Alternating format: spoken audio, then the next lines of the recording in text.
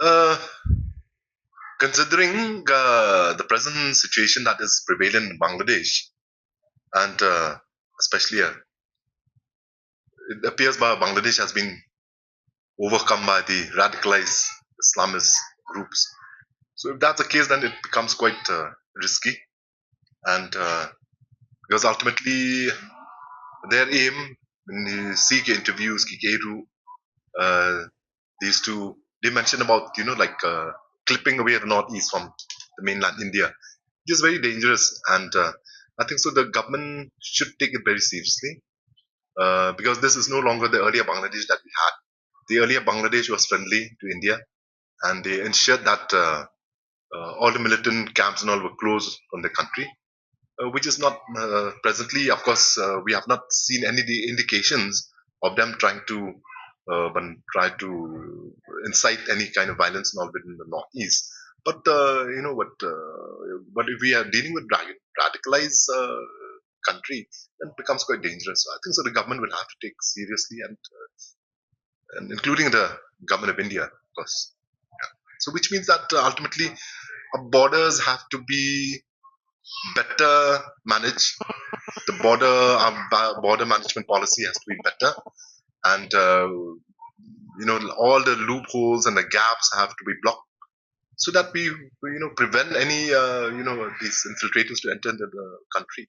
They have done it in Jammu and Kashmir. We have seen so many times, in spite of the fact that there's a lot of presence of the army there in Jammu and Kashmir.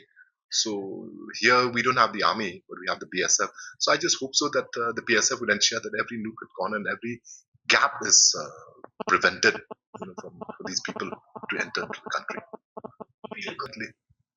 See, it's quite surprising because at one point of time we have seen, like, last couple of years we have seen that there was not much activity from the HNLC side, but suddenly, the last couple of months we have seen a lot of activities.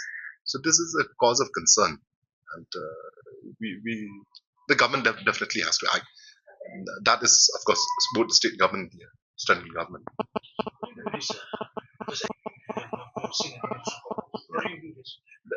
That's what direct threat to politicians and all, and we have not seen it in the past. We have not seen this thing in the past, and suddenly now they have issued threats directly to the elected public representatives now. So that's why I'm saying, I mean, it's quite a dangerous trend, and the government has to act upon it. So, you were watching the correspondence, you see, issue one was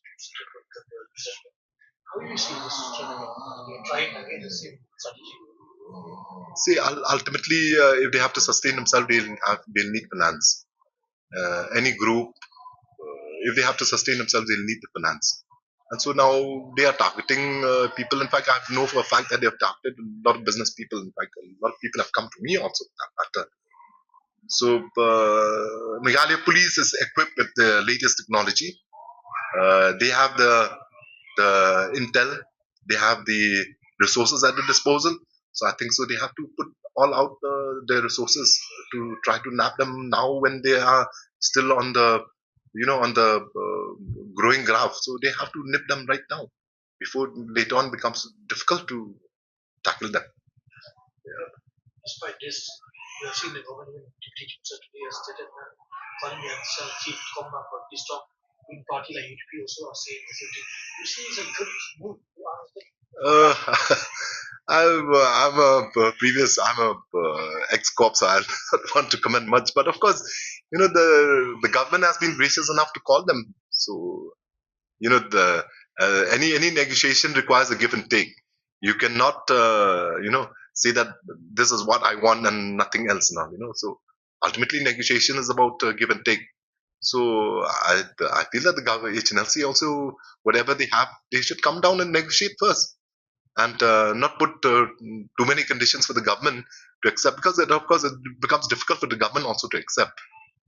I've seen recently that warrants have been, not warrants, I think so, summons have been issued to them, and they have made issue out of it. But they should understand that these are part of the court process. The court will have to. There's a case registered against them. This is part of the court process. And if that case has to come up for trial or not, it is legally the court has got all the authority to issue summons, and this need not come from the government because the judiciary acts independently of itself. Student issues